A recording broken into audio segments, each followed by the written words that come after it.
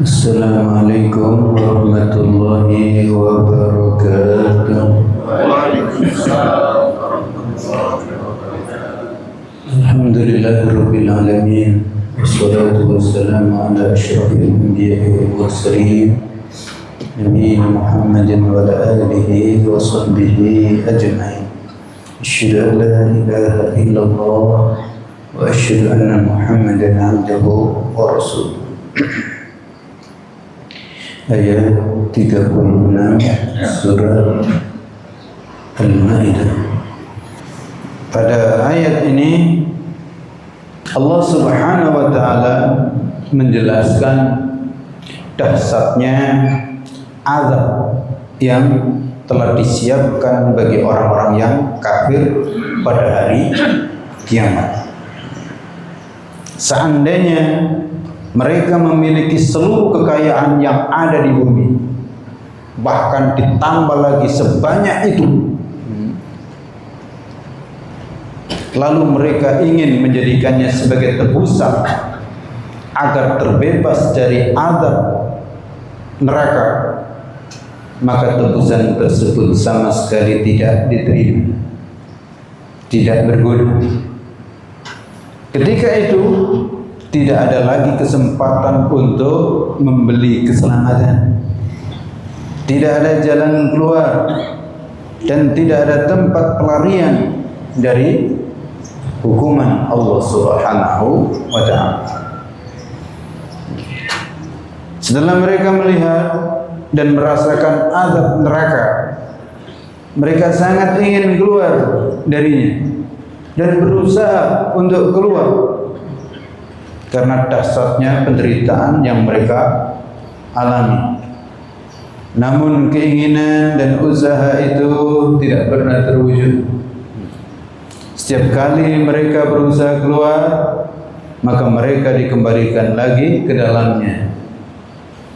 Azab tersebut bersifat muqim, yaitu terus-menerus, kekal, dan tidak ada putus-putusnya. Ayat ini merupakan ancaman keras bagi orang-orang yang mati dalam kondisi kafir. Kafir dengan segala variannya, ya. Kan banyak kafir itu, dan penolakan terhadap kebenaran setelah datang petunjuk dari Allah Subhanahu wa ta'ala, atau setelah beriman lalu kemudian kafir. Maka dari ayat ini kita bisa mendapatkan pelajaran yang pertama, dahsyatnya siksa api neraka nanti. Yang kedua, kita bisa mendapatkan pelajaran vonis Allah terhadap orang-orang kafir pasti masuk neraka. Jadi orang kafir itu pasti masuk neraka dengan segala macamnya. Kafir itu bermacam-macam. Ada yang kafir karena ingkar kepada Allah, ada yang kafir karena ingkar terhadap Nabi Muhammad sallallahu alaihi wasallam, ada yang kafir karena ingkar terhadap Al-Quran, atau ada orang yang kafir karena ingkar terhadap sebagian Al-Quran. Ada yang kafir karena tidak mau masuk agama Islam, atau ada yang kafir karena mencaci agama Islam, dan macam-macam. Tiga,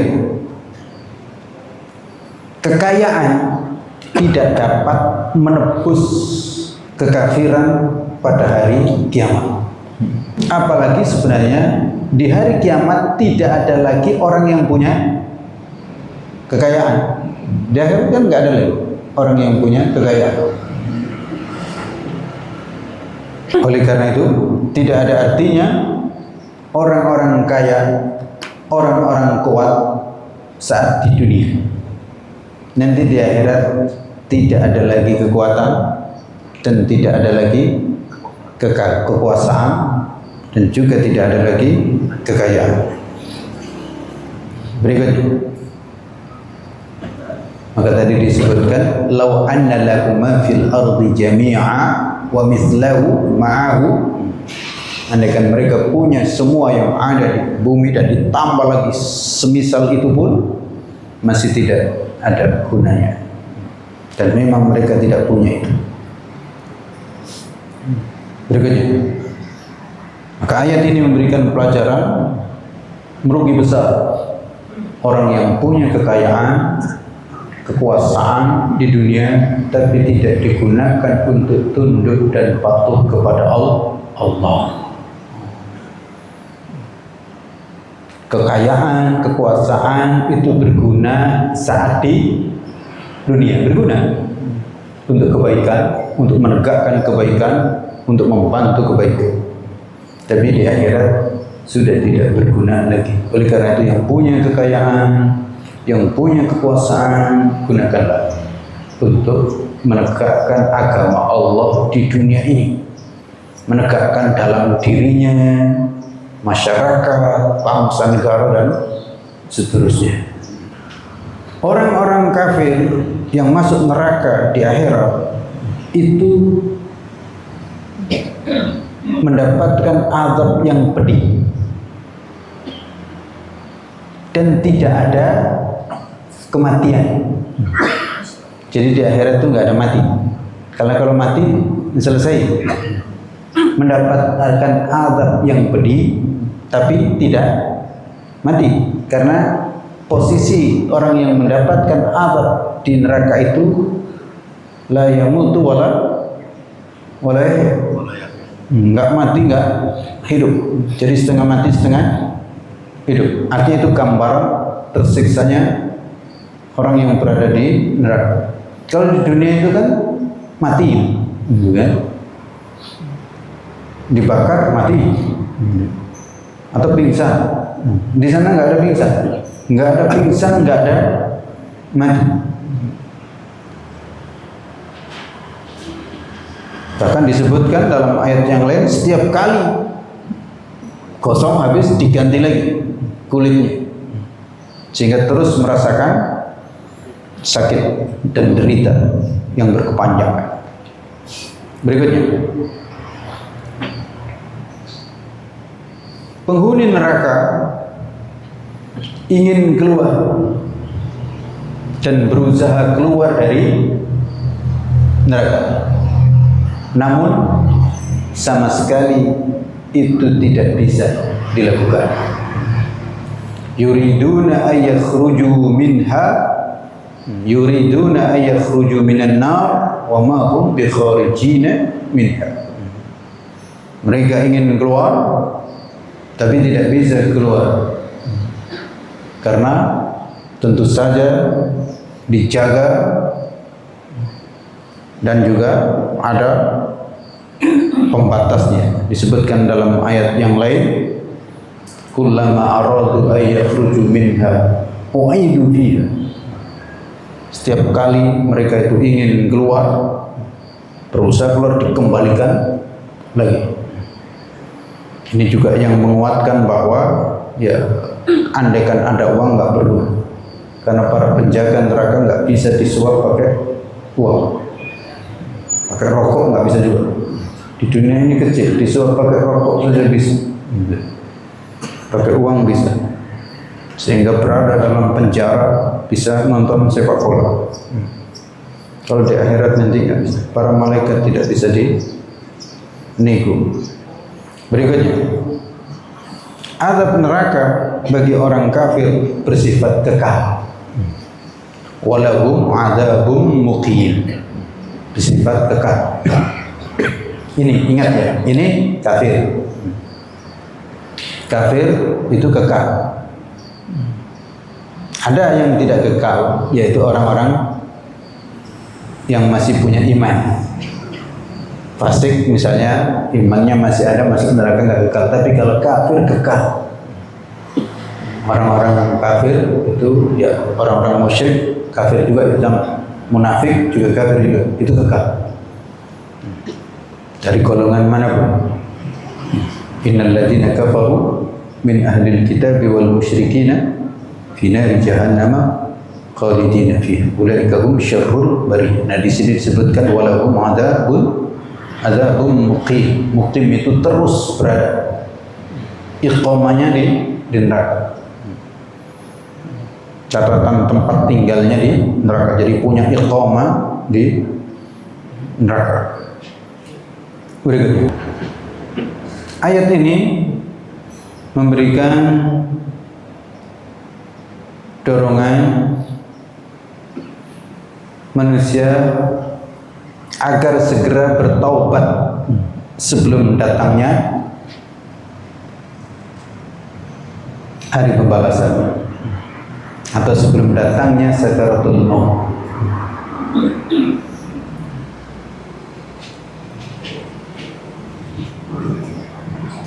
Jadi orang kafir segeralah bertaubat, karena ayat ini memvonis orang yang mati dalam kondisi kafir.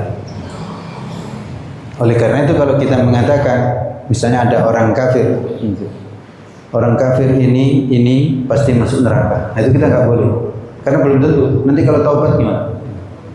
Tapi kalau kita mengatakan orang kafir pasti masuk neraka, iya, dengan catatan dia tidak bertaubat.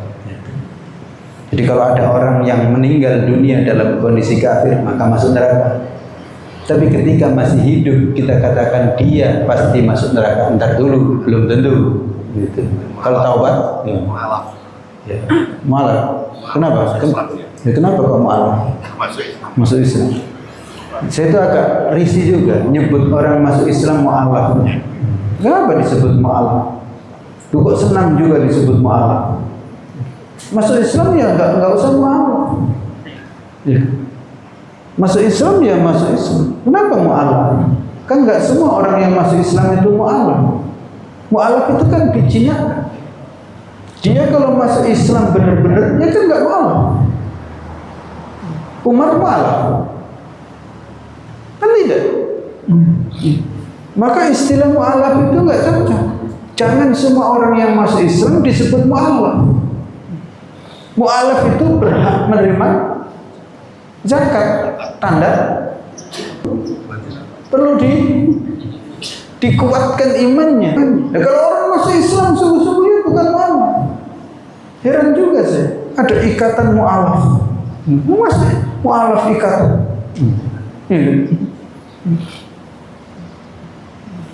Orang kalau sungguh-sungguh masuk Islam ya bukan mu'alaf, ya masuk Islam.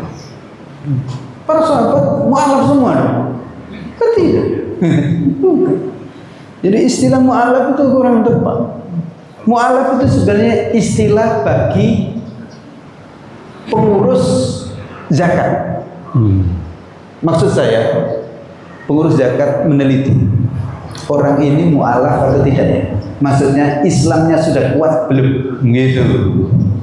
Ya. Ketika dilihat kok kayaknya orang ini Islamnya belum kuat, maka didekati, dikasih zakat, dikasih kurban. Nah gitu. Supaya apa? Supaya dia senang, merasa diperhatikan, gitu, merasa dianggap, gitu. Itu sebenarnya. Oleh karena itu waspada. Kalau ada orang yang datang minta bantuan, ngaku-ngaku mu'alaf, itu tanda dia ada sesuatu. Gitu. Kalau dia sungguh-sungguh masuk Islam, tidak akan dia membawa kertas mu'alaf minta-minta. Gitu. Enggak. Kalau dia sungguh-sungguh masuk Islam, maka dia tidak akan menjadikan itu sebagai alat untuk mencari uang. Gitu. Nah, istilah mu'alaf itu bagi pengurus zakat yang meneliti ini kayaknya perlu disantunin atau tidak, gitu. Dan oleh karena itu tidak peduli mau dia kaya atau tidak, mu'alaf benar-benar meskipun kaya perlu dikasih zakat, bisa. Bentuknya apa? Semacam hadiah, menyenangkan, supaya dia merasa diperhatikan, merasa dianggap sebagai saudara, gitu. Itu Maka di antara orang kaya yang boleh menerima zakat adalah mu'alaf. Meskipun kaya boleh. Dan itu pengurus masjid yang tahu sebenarnya, bukan dirinya saya ini mu'alaf, bukan gitu. Kalau mu'alaf yang perlu dikasih orang yang baru masuk Islam kok perlu dikasih zakat, itu rata-rata andaikan benar itu bukan karena mu'alafnya, tapi karena miskinnya. Kenapa? Karena masuk Islam terus dia nggak punya apa-apa gitu, dipreteli kerjanya, ininya. Iya, maka kemudian kita santuni, nggak apa-apa kita kasih zakat, bukan karena dia mu'alafnya, tapi dia sedang nggak punya apa-apa, sedang miskin gitu. Itu sebenarnya bukan karena dia mau, tapi dia sedang nggak punya apa-apa. Dan memang iya tragis. Orang kalau orang tertentu non Islam kalau masuk Islam itu bisa dipretelin semua. Yang semula dapat ini, setelah masuk Islam nggak punya apa. Nah, yang begini memang perlu kita kasih sesuatu, kita kasih pekerjaan ini dan seterusnya. Kalau sungguh bukan karena mu'alafnya, itu sebenarnya. Perlu tangkap supaya ngerti. Berikutnya. Ya, jadi tadi ayat tadi mendorong untuk bertobat. Jangan sampai terlambat. Dan Allah Maha Penerima taubat. Berikut. Ayat ini menunjukkan betapa besarnya nikmat iman. Betapa besarnya nikmat iman. Sama dengan betapa bahayanya kekufuran.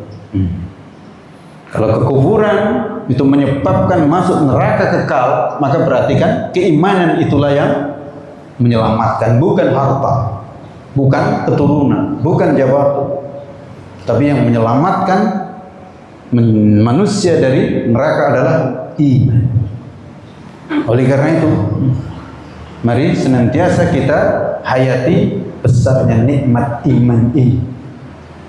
Dan inilah yang hendaknya senantiasa kita jaga, kita lihat, jangan sampai berkurang, apalagi sampai hilang. Iman inilah yang hendaknya senantiasa bertambah. Makanya Allah berfirman, ya ayyuhalladzina amanu amin. Wahai orang-orang yang beriman. Maksudnya apa? Jaga keimanan, tambah keimanan. Jangan sampai berkurang, apalagi hilang.